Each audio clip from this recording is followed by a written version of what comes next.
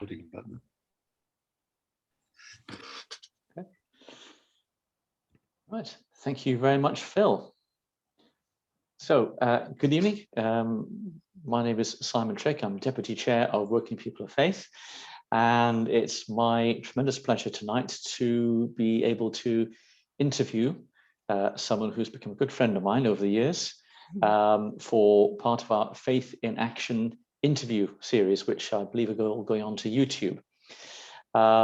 So tonight I'm going to be interviewing Kate Cable, and I'm going to tell you a little bit about Kate Cable in a moment, but most of you who can see the screen there will notice it says Big Leaf where Kate is. Okay, so if you're looking for Kate, she's Big Leaf. And I'll just say a little teeny bit about that, and Kate can go into much more detail later. So Big Leaf is a foundation, Big Leaf Foundation, sorry, is a small charity working with displaced young people aged 16 to 25 living in Surrey.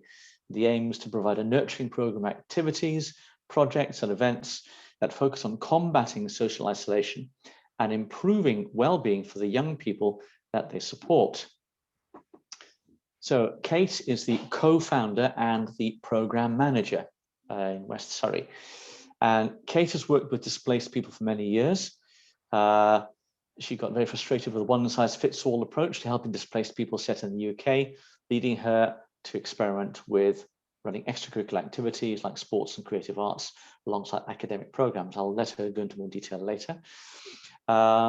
Kate herself is a lecturer in English translation and ethnolinguistics, and she runs cross-cultural communication seminars for international corporations and holds a master's with distinction in refugee care with a particular focus on therapeutic approach in education for displaced young people. Kate's now gone probably bright red because she's not someone who likes to blow her own trumpet, so I'm doing that for her tonight. I'm trying to remember where you got all that from. Is all that on the website? That's all on your website, yes. Oh. That's I have to be absolutely honest, that is not committed to my memory. I did actually just read that, but I wish I were better than that, but there you go. So having had your brief introduction, Kate, I'm going to ask you, could you tell us a little bit perhaps about your background and something about your job? Okay, well, my background is I was born in the UK, in Hertfordshire, and most of my childhood was spent in and around there. I had a mother who was very much an Anglican at the time, a C of E Anglican, and I'm trying to give a description of this. I think maybe some of you will know what I mean by that. You know, there was very, very regular church going, a lot of doing the flowers, a lot of supporting charities, Mothers Union, Young Wives, Sunday School, but you never spoke about God, and you never spoke about faith. And I think if I'd said, look, let's pray, let's say grace before a meal, it would have been in complete silence from my shocked mother. That's not the way that things were done. My father was a police officer and slightly more cynical about people within the religion, if not religion. And I think a lot of that comes from the job. But we did have a very international house. Both my parents were involved with the International Police Association, which meant shipping us kids off to stay with police families all over Europe to learn languages, which they did with heartlessly from the age of about 8, which means that firstly, I have a real love of language. And also a lot of really very good friends scattered over Europe from many, many summers and Easter holidays spent as children together. So that's great. So in a way, I've been very happy in that sort of international environment, and I'm pretty much happy around faith as well. Thank you very much. Well, which sort of then leads into the next thing I want to ask you about, really, which is, I know that from our discussions that you don't have actually a specific set faith as such.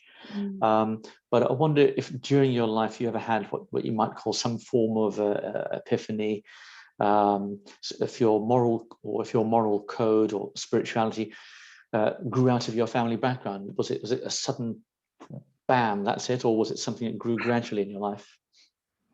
I think probably, Simon, probably a bit of both.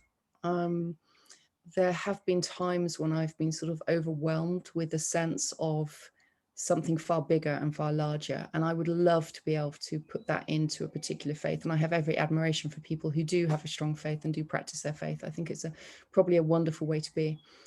I haven't got there yet, but I do think I don't find it helpful to this split between science and faith. I don't find that helpful. In fact, I was reading something by Ada Lovelace the other day, another Woking girl, actually, wasn't she? Mm-hmm.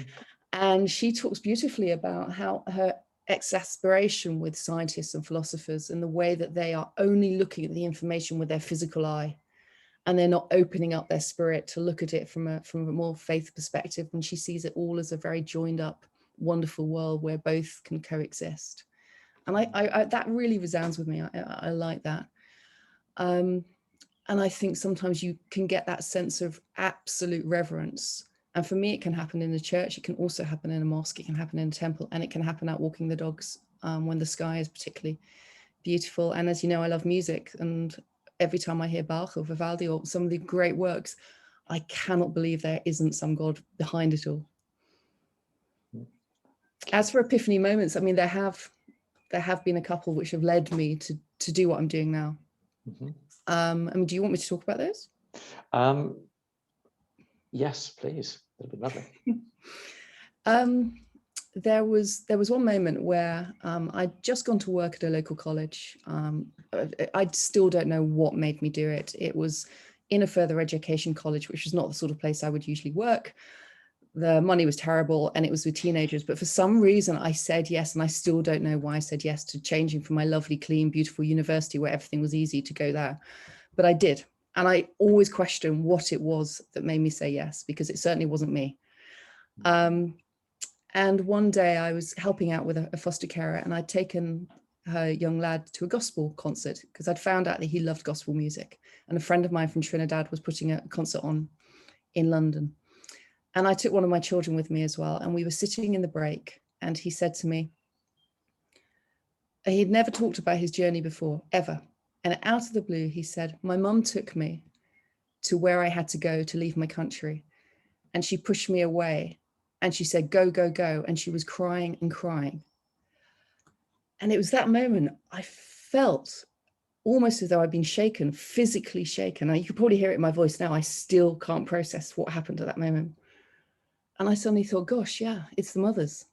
If there's a reason to do what we're doing now, it's not because of fighting against the government. It's because of those mothers. It's because of those parents. And suddenly it made sense. And it's from that moment I started thinking, I need to do more than sit in this further education college. I need to be able to do something that has a lasting effect and responds to the fact that out there in the world, there are mothers like me who've had to push their children away because it's safer.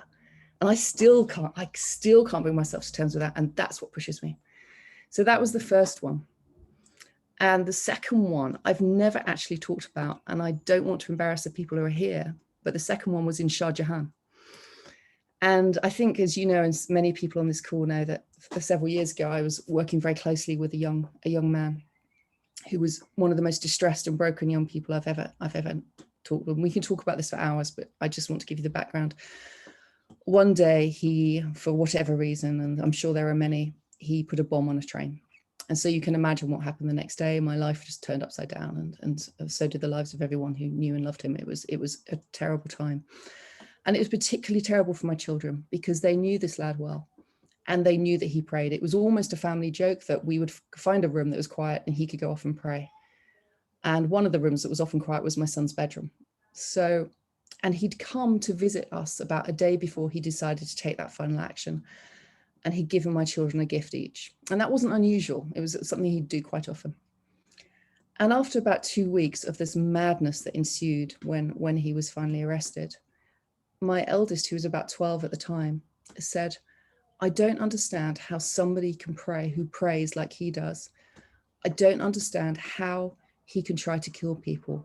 What is it with Islam that allows people to kill?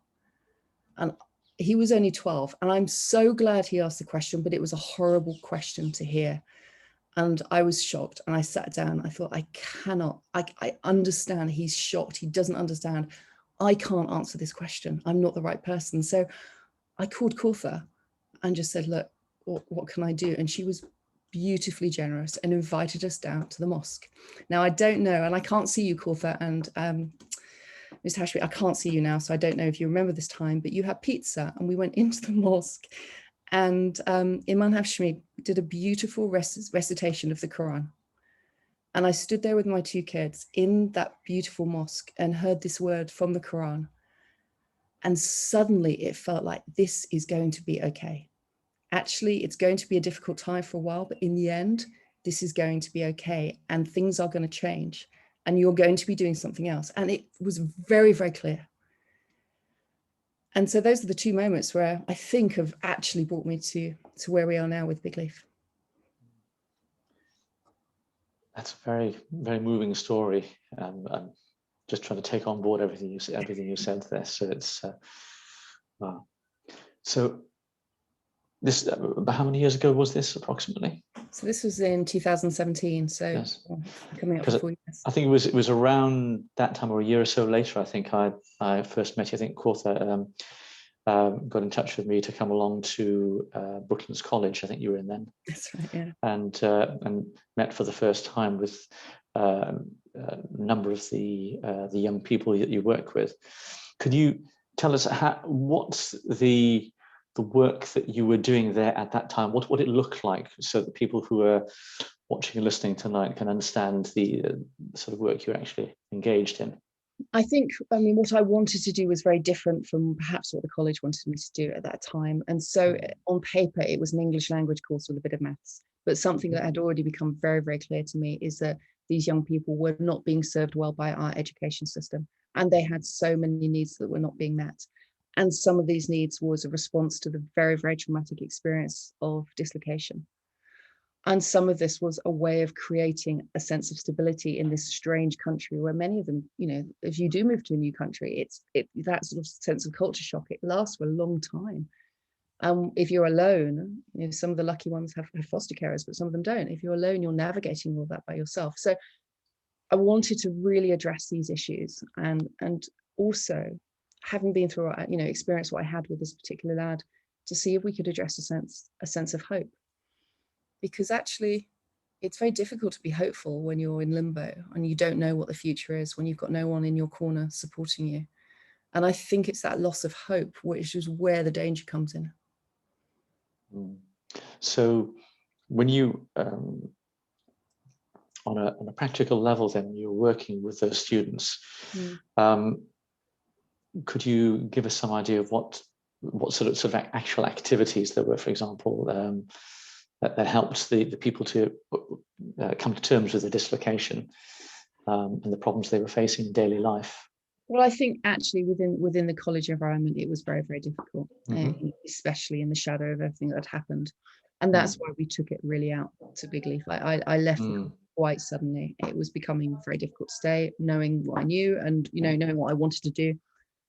And I think what we wanted to do was to give people space to find themselves. And that sounds a bit grandiose, and I can't think of a better way of saying it, but it was to create projects, firstly, where people could come and feel safe. So one of the biggest issues, I think, is social isolation. So young people arrive in this country, and it's very, very difficult to meet friends. It's very difficult to make local friends, especially because, you know, if you're put into an ESOL class, you're only with, you know, other people very often from the same background as your own.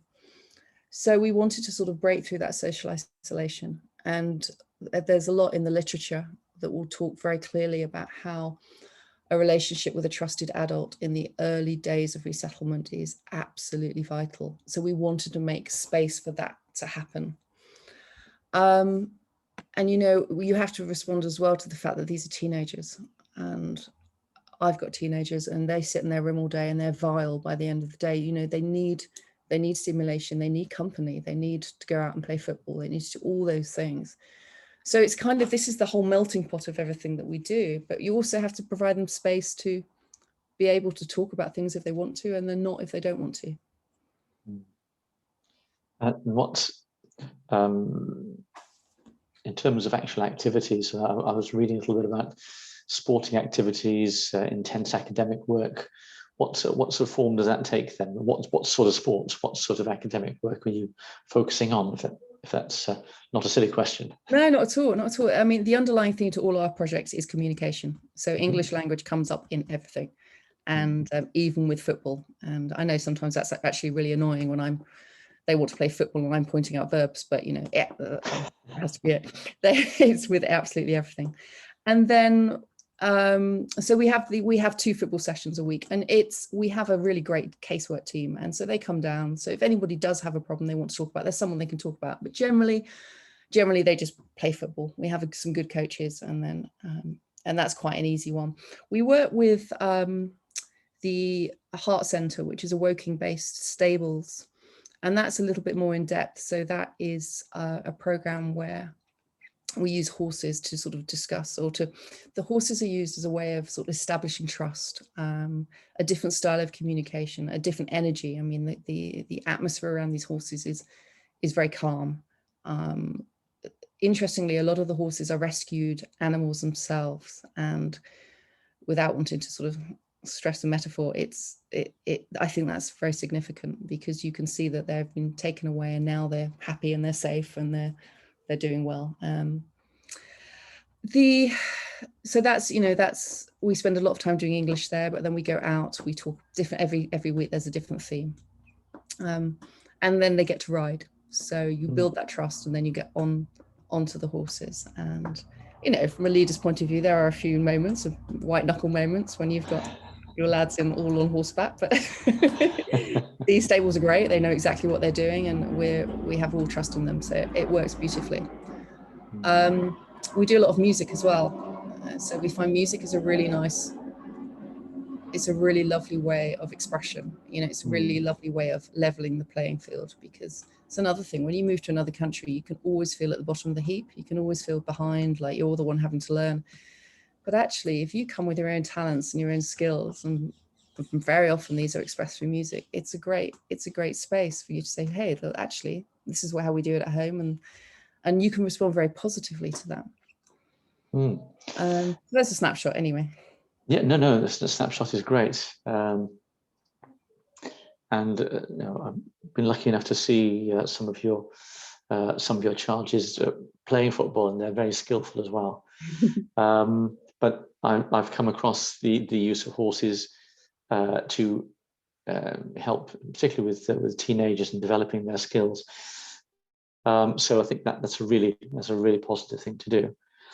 I remember when Court and I were 2 of the people who were asked to come along, we talked about faith. Could you explain what was the purpose of that, of us coming to talk about our faith backgrounds? After everything that happened, it was really clear that for some people, they would use anything to create a hostile environment.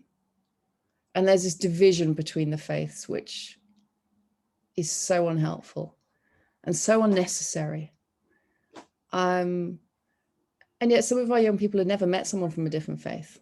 And actually, I know English people who are very into their own faiths and very committed to their faiths who haven't met someone from a different faith. And I find that very difficult. And that's what we want to do. We want to sort of meet people and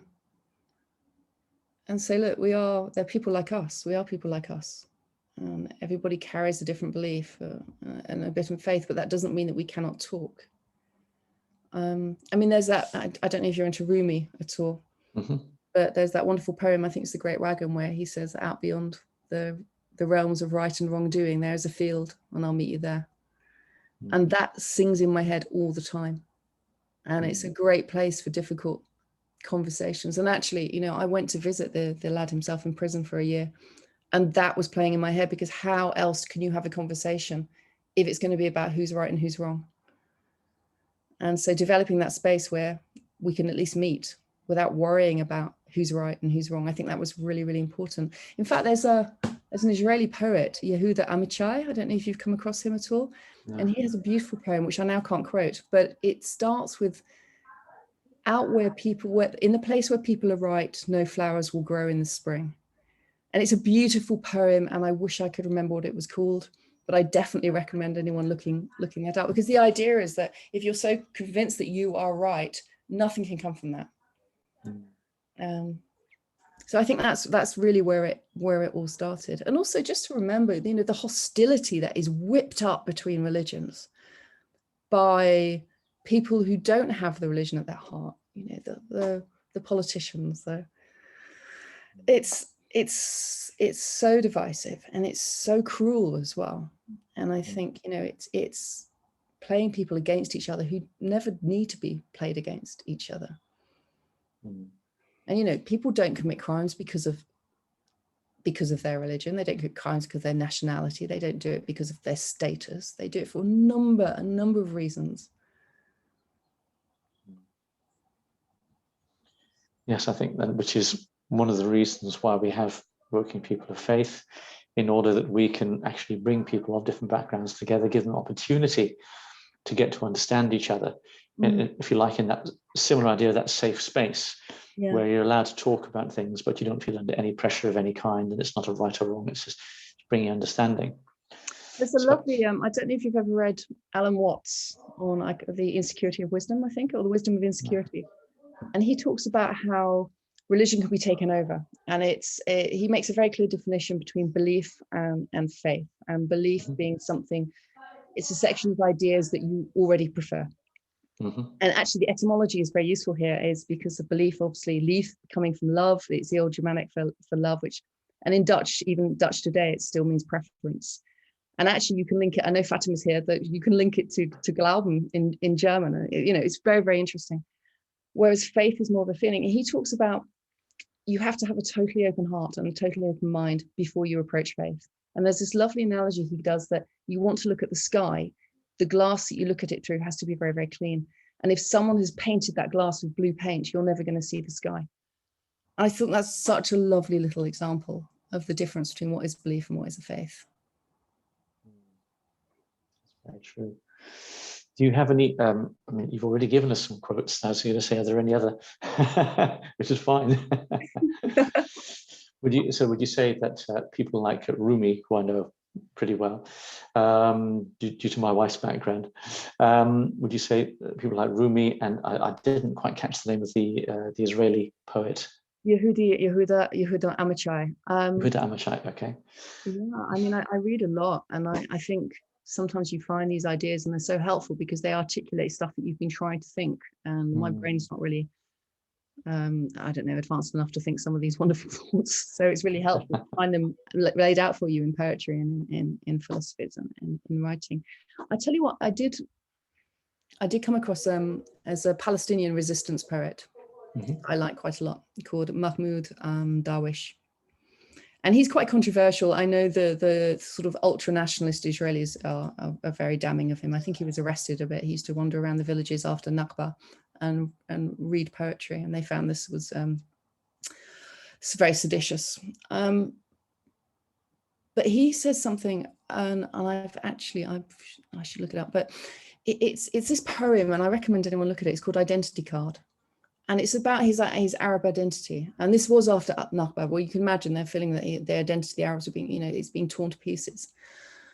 And at the end, the final verse, he says something like, I don't hate people and I do not assault people, but if I get hungry, I think he says, I'll eat the flesh of my usurper, and beware my hunger and beware of my anger. And to me, that I think about that quite a lot, because I will probably never have hunger, because, I'm a white Western woman living in Surrey. I've never experienced it. And to be honest, true, genuine anger, I don't think I've really experienced that either. I mean, yeah, I get angry with my kids and with the government, and Trump made me quite angry quite a lot. But actually that genuine anger of being completely annihilated by someone else. And I think it's really important that we understand that we don't understand that. So yeah, I do. And it's difficult poetry to read, but I do make myself read it. Just going a slightly different tack, it just puts me in mind of the of things like the Black Lives Movement. You talk about yourself being a white woman living in Surrey. I think of myself as a white man living in this country, and I've never had to go through what people of color have had to go through. It's harder for me to understand their experience and where they're coming from, but I'm trying to. get some, to bring that to heart. So just as you're trying to take that to heart of how people had their identity destroyed. So yeah, that's, and which fits in beautifully then to the work that you do, and how it seems to become a really essential part of your way of living. I know you said you don't have a faith as such, but what would you say are your guiding principles in your life? Oh gosh, Simon. I'm really putting you on the spot there. Yeah, you let me know about that one earlier.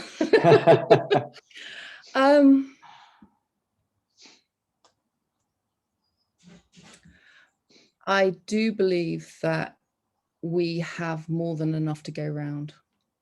I believe the world has enough for everybody. And at the risk of sounding like I'm talking to a 5-year-old, we need to learn to share. I believe that if you're very, very fortunate, then you need to share that fortune. Otherwise, you've lost your point in the world. And I think it's about being worth your place on this earth. And I think I've just quoted the Proclaimers. But there's a line in Sunshine on Leith where they say, well, I'm worth my place on this earth. And actually, I think that's what drives me. I don't want to get to the age of 96 and say, do you know what? I've had some lovely holidays and got a really gorgeous big house, because none of that makes any difference at all. But I do want to remember moments where I've learned stuff. And that big leaf gives you that in spades. There's not a day goes by where I'm not sitting with my mouth open thinking, oh gosh, I never thought of that before. Just to say, I would walk 500 miles to hear that again. Very good. That's Proclaimers, guys, if you don't know. Okay.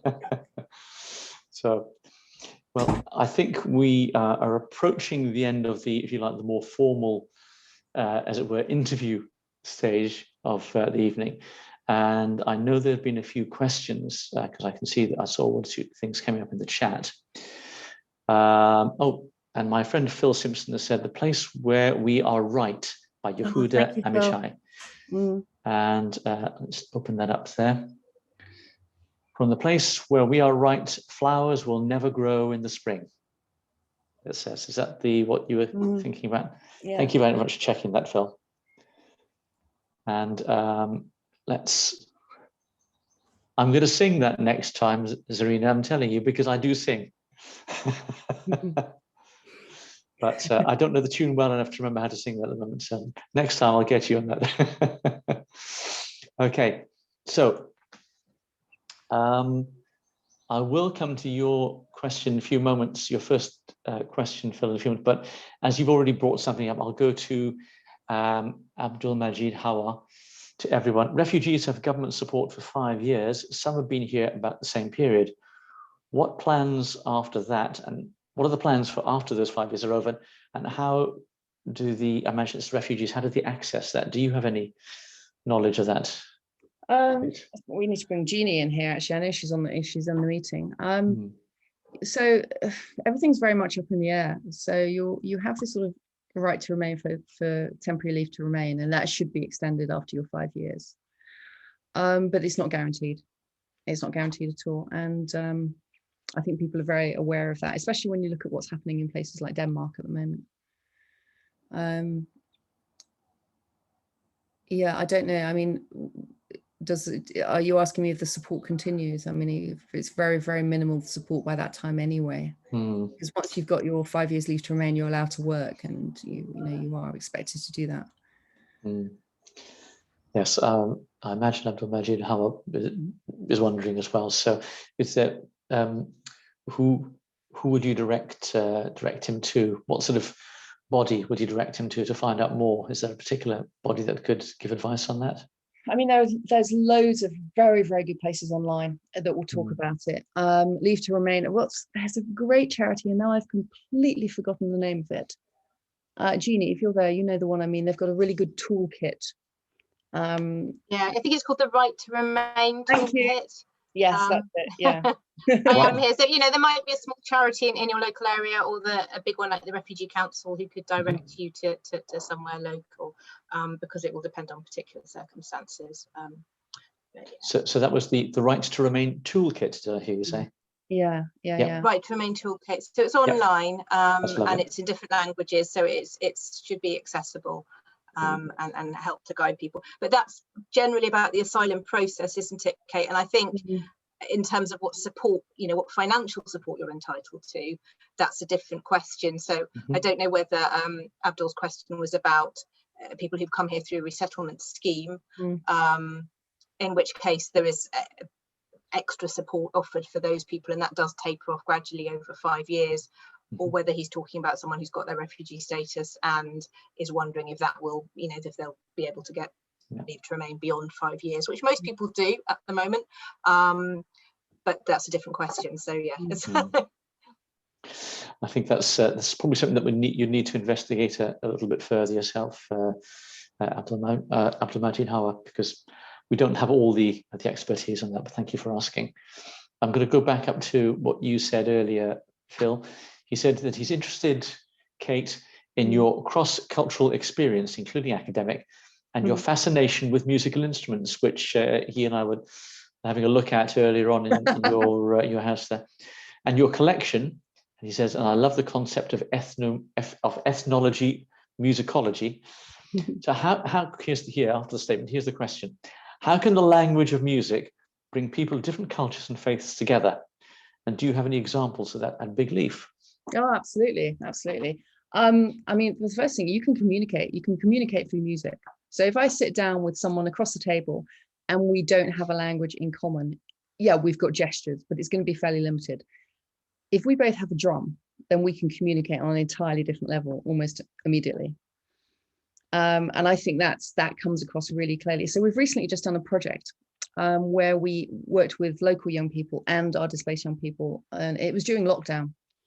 And the idea was to challenge them to get together, to get over these language barriers and these cultural barriers and create a song. And we weren't really sure how it was going to work, but actually it really did. And they got together and they wrote a song, and it had to be written in English, but we did use other languages throughout the song.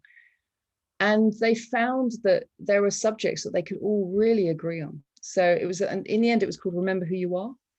And it was about them wanting to escape, to go on this wonderful place, to go to this wonderful place, to be with the people they love, to feel safe, and to remember that they will never give up trying to be themselves in this world. Now that spoke to all of them. Well, we didn't give it to them. That's what came across. We've you can get the song. I can put the link up to the song. We released it like a few weeks ago. We've got a Manchester rapper working with us, and also Chesney Hawkes, if any of you are old enough to remember who Chesney Hawkes is. So Ches produced it from LA, and it was a great project. But as you know, Simon, there's also the I Speak Music Orchestra, where we have a lot of displaced and local musicians playing together. And yeah, there's a lot of different languages there, but I feel very much like they are all my friends, even though, you know, I don't speak Arabic or Farsi. I Speak Music, we I think played on 2 years in a row, didn't you? Yeah. And that was wonderful to watch and listen to. I'm just thinking that I need to do a musical project with Zarina in the near future. So, okay, Zarina. Sorry, I was just asking my son if he recognised the lady from Big Leaf, because he did music with organisation. He works for Catch-22 and did music with them. So I just put him in, and he did recognise. Did he? Yeah, I worked with Big Leaf, but I was doing boxing at the time. Oh, right. That was with the Guildford Play Scheme, so that was a bit different.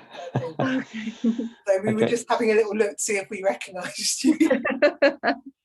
Zarina, when we do our music project together, you and I'm not doing the boxing bit, okay, just so you know. I'm not doing that now. I'm just focusing on meth and racial harmony. That's a whole nother battle.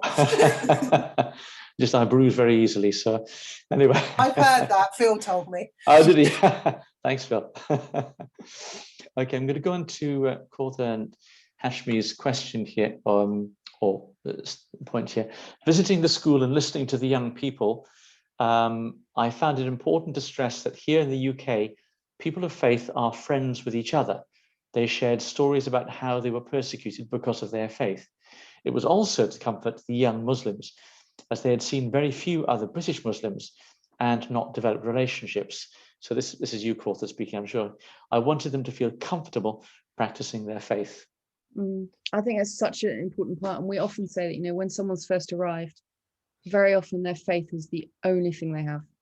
You know, it's the only thing that tethers them back to their past, to their homes. And it's so important and it's so precious. And I know at Big Leaf, we want to do everything we can to protect that. But it can be very daunting for a young person to walk into a place of faith, to walk into a mosque or a church and to find that community. And a lot of them are very nervous about doing it. Indeed they are. Let's just see, moving a little bit further on. Yeah, okay. And would you like to read the full poem, Kate? It's if you go at the end, if you're all right with that. Yeah. Yeah, that's fine. There's a question from Mita. If you want to pick up, there's two. I'm going further down bit by bit. So Zarina did say, apart from my singing, she did say that Big Leaf's a great organisation, and it's good to hear. I'm going a bit further down, and yes, Zarina says, how have the latest changes impacted on Big Leaf? Have you seen a reduction in support?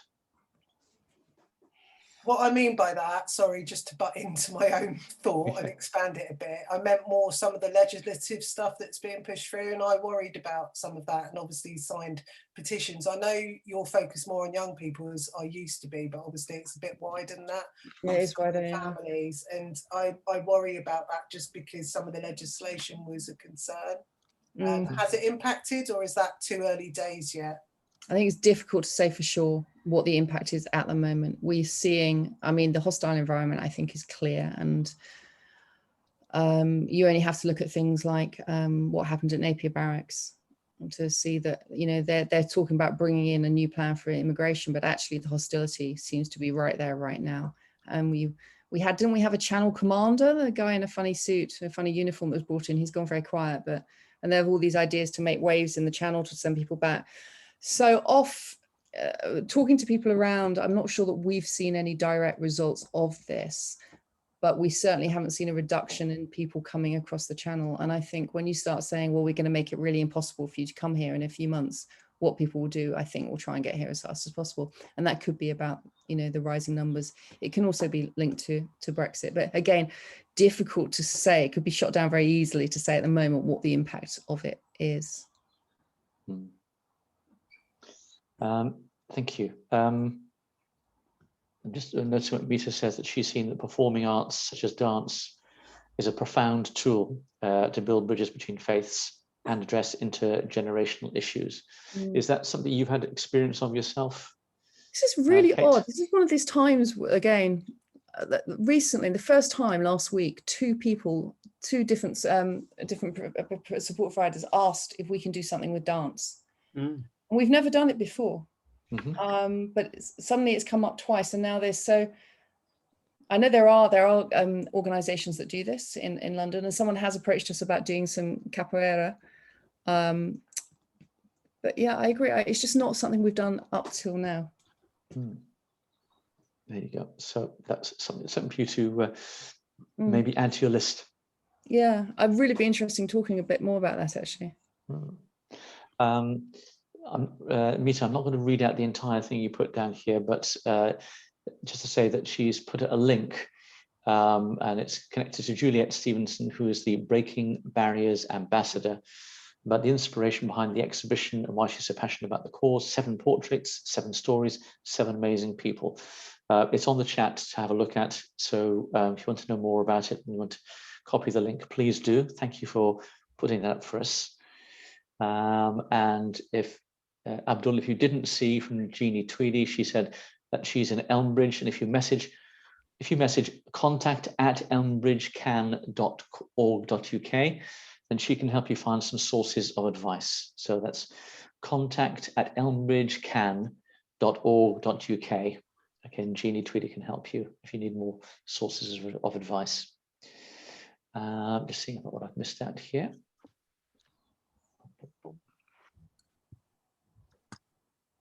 And yeah, oh, we did say, by the way, for helping refugees to get into employment, there's a London-based charity called Breaking Barriers, which is what Juliet Stevenson's part of. I missed that. Sorry about that, Rita. Just noticed it now. And Court has also put up information about some of the main local and national charities, such as www.careforcalais.org. I won't read them all out now, but they're up there, so please have a look there if you'd like to know more about that. Phil, I think we're coming close to the end of our allotted time. Yeah, I'm correct about that. And then what we've done in the past is given people the option of, if you know, we'll close it after 45 minutes, and we started a couple of minutes after that. But happy for it, you know, for people to chat. I think that can be really helpful, just to have a little bit of a chat. I've just put down a question: what can Big Leaf and Woking People Faith do together in the future? I'm just wondering whether I found this totally fascinating. And I feel there must be stuff we can do together, not just football. And I'm wondering whether it's around cultural events, around music, around dance, around the language of the heart. I mean, poetry.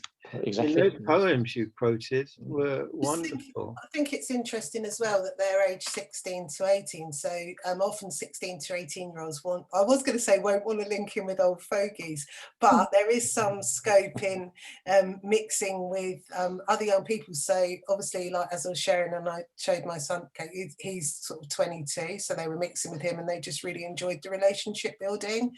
So if we were looking cross-culturally, but also thinking integration, rather than going the whole hog and going intergenerational, maybe looking into integration. Like, so for instance, when I did the Fish Play Scheme and there was the two, and I was doing the boxing, there was two Afghani refugee boys, and they were linking in, and at the end they were showing me I said about Afghanistan, and I said, I hear the melons are really big. Sorry, this is embarrassing. I'll share the story, I'll just go with it. I've started now, so I might as well finish. But anyway, we started talking about the melons that they used to grow in Afghanistan, and because there was other, don't even start, but the other young people that were there, because I had a good relationship, we ended up having a real dialogue about different things that were interesting, and it ended up probably the best session they've ever had at Fish, and we ended up writing it into the findings, and these were young people that they were obviously supporting as part of the play scheme. But where was the cross-cultural value was actually the learning that came from all sides and all angles, not just from the refugee young people, but from young people as an overall, was nothing short of humbling. And I'll say that for my own son at the age of 22 when he worked there. Not last summer, the first summer where he worked for Catch 22 as a music support worker. He was quite humbled. And so I don't think the learning's just for even the refugees. I just think this is such a wider impact. But I would say don't start so big, start smaller and keep it generational. Yeah.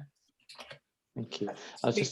So before we do open it up, I was just going to say, if I may, Phil, it was exactly that point. Before we open it up to, there's two things I need to do. One is, first of all, to thank Kate for kindly coming along tonight and talking so openly and freely about your life, what's inspired you, your moments of epiphany, and even things that, you know, are quite, well, very close to your heart. And, you know, I can see have really moved you. They certainly moved me. And I think many of, if not all of our audience tonight, it's really appreciated. And I think may well have a lasting impact, certainly on things we do, and maybe the thoughts that we have and the way we behave.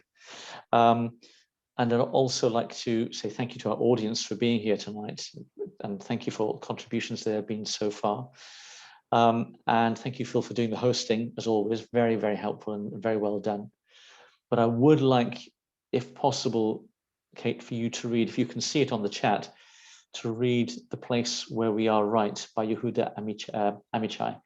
The whole poem is actually there, if you can see it on chat, if you scroll down a bit. Okay.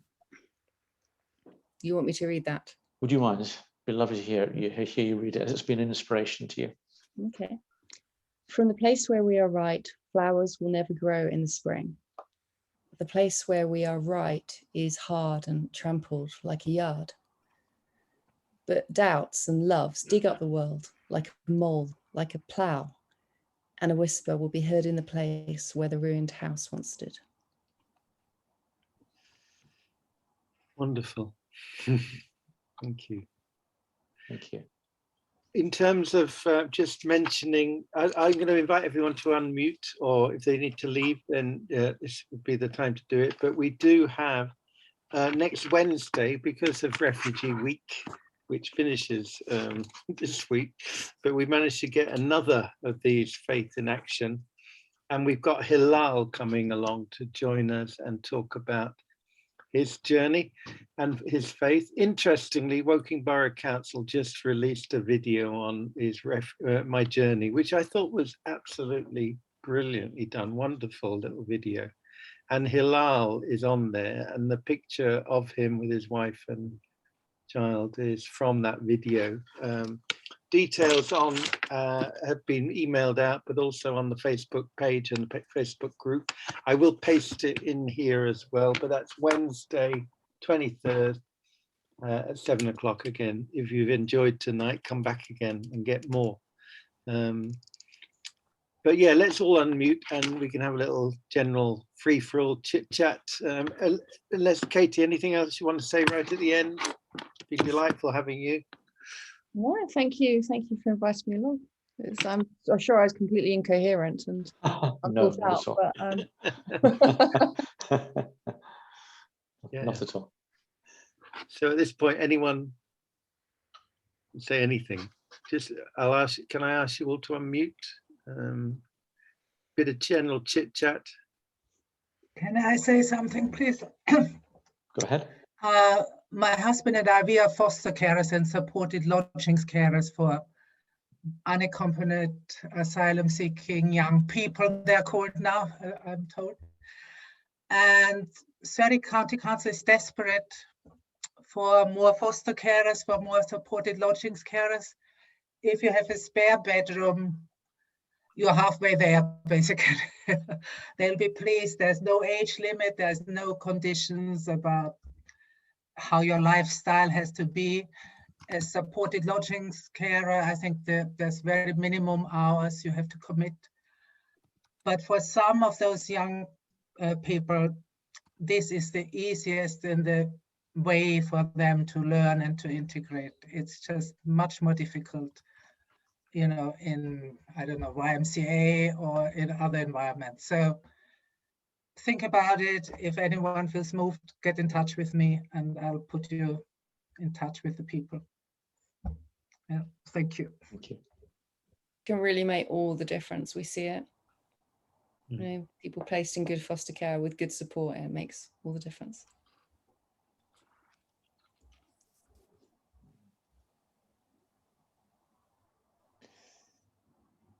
So what struck you from this evening, if you were listening, or as you're listening, what did it strike a chord, to use a musical analogy? Did it, you know, anything that you were inspired to do as a result of what we've heard this evening? That's a general question to anyone. I think maybe for me, Kate, you said that you think you maybe see God in the classical music you listen to. I think me as an outsider, maybe I think God is in Big Leaf. You setting up Big Leaf. Yeah, maybe. Actually, somebody else said that to me recently. Yeah. Much. And I think the what struck a chord with me was when you were talking about science and religion, and they need to be seen as in harmony with each other. It's not one or the other. They are very much intertwined and support each other. If you're standing at a good place, they're actually supporting each other, not at odds with each other. On that note, Simon, there's a really lovely letter from Albert Einstein to a little girl who wrote to him. It's about 1936, I think he wrote it. And she writes to him saying, we're from this Sunday school somewhere in America, and we want to know, do scientists pray? And he gets back to her within about 3 days, which is just lovely. And he says something along the lines of, look, you know, as scientists, we don't believe that there is sort of a supernatural element. You can't change what is going to happen because of your prayers. But actually, even though we see science in nature, most of us get to the point where we understand that we can't understand it, and therefore there is only faith left. It's a beautiful, beautiful letter. And I don't know where you'd find it, but her name was Phyllis. So if you searched Albert Einstein and Phyllis and a letter, it would come up. That's an interesting idea. Anyone else? What chord has been struck for you tonight? I just want to say thank you to Katie. I think everything you said was inspirational, and you are definitely an example to all of us. And I think your openness, your passion comes across. And I feel that we, as people of faith, should support you in the work that you do. Thank you, Kautha. And as I said before, I see Shah Jahan as being very instrumental in what we do. And my children still talk about that pizza because it had chicken on it. Yeah, I find it strange that not much people have ever had like a what we call desi style pizza. Oh, I love it. Chicken tikka, butch around. Yeah, if you come to Woking, you'll get them. Yeah. Yeah, I did actually. I told my daughter off recently because I was talking about Shah Jahan. I said, "Do you remember Shah Jahan?" And the only thing she said was, "Oh, where we had the really good pizza." No, yes you did, but no, that's not how we remember Shah Jahan. I think we need to bring them back. Yeah. Can I just say, I've looked on Google and I found Albert Einstein wrote the following letter to a 6th grade student, Phyllis Wright. Brilliant. Right, yeah, but it is all there. I won't obviously read anymore, but it is there. Yeah, it's rather lovely. Yeah. Einstein was, I mean, he talks about never losing your holy curiosity. And I just think that's exactly it. We should never lose that. Yeah. I think it's brilliant that you've set up Big Leaf. I mean, it's just so sad that needs aren't met in other ways and that there is a need for the charity. However, I know that you'll have made a difference to absolutely loads of young people, and that just makes my heart smile. And I'm sure it does for a lot of us. And you're not on your own. And we care about refugee families, refugee young people too. Never feel isolated. Us people out Woking people of faith, but even wider than that. Share your love, your commitment, and we're humbled by what you've said today and everything that you've done, and we'll be praying for you from whatever faith and whatever background we're from, that you're never on your own, and just always remember that. That's lovely. Thank you very, very much. I really do appreciate that. I'm biased. I think you're doing wonderful stuff. Thank you. I'm wondering whether it might be possible to have a Woking People of Faith visit to Big Leaf sometime and have some more interaction. I don't know how it, I mean, obviously not now, once Boris has made his mind up. And, you know, when we're in a different position than we are now. But I feel something important, something has clicked and something important has happened. Well, I wonder, Kautha, whether we could reenact what we did before. We could enact a place where those discussions are there and people have a chance to talk and to. Yeah, definitely. Yeah, we should look at that. It will have to involve food, I will say, but we call it Kautha, we could call it Pizza in the Peace Garden. That's an idea right there. I can't remember who told me, but one of my favorite quotes now is that meeting without eating is cheating. Yes. Love it. Become a sort of a byword for me. Anyway. Good. Any other final comments? We're going to close the meeting in a moment. So. Just before you go, I'm just going to paste in and hold on. Okay, so I've just pasted into the chat. This is what, if you don't mind for a moment. Go for it. She said, "My dear Dr. Einstein, we brought up the question, do scientists pray, in our Sunday school class. It began by asking whether we could believe in both science and religion. We're writing to scientists and other important men to try and have our own question answered. We feel greatly honored if you'll answer our question. Do scientists pray, and what do they pray for? We're in the 6th grade, Miss Ellis's class. Respectfully yours, Phyllis." This was his reply. "Dear Phyllis, I'll attempt to reply to your question as simply as I can. Here's my answer.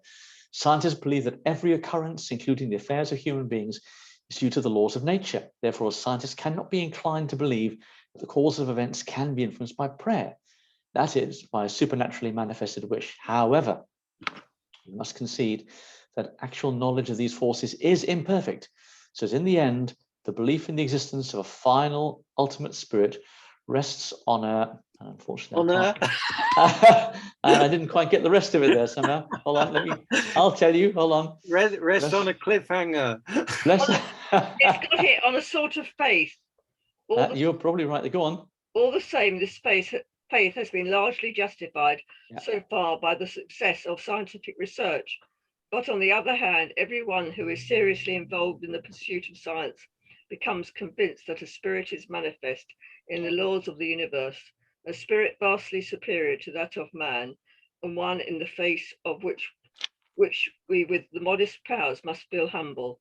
In this way, the pursuit of science leads to a religious feeling of a special sort, which is indeed quite different from the religiosity of someone more naive.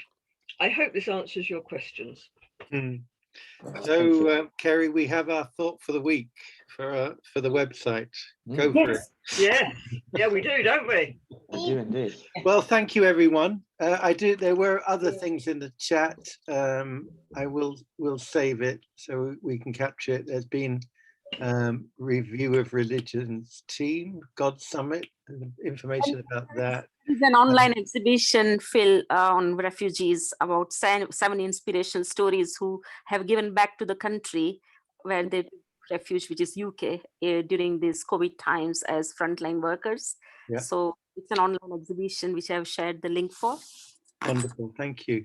There's some great links in there, so we'll try and Hi Phil, can I just say a couple of words?